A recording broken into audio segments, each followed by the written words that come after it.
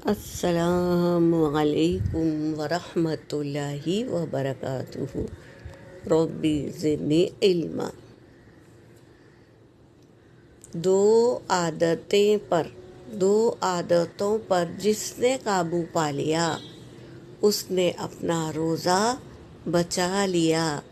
Number 1 गीबत और number 2 झूठ। झूठ और गीबत से इज्तिनाब करके अपने रोज़े की हिफाजत करनी है।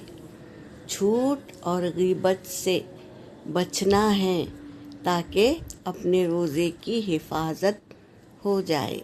तो हमेशा गीबत से बचे और झूठ ना बोले। यहाँ पर मेरा सबक हो गया।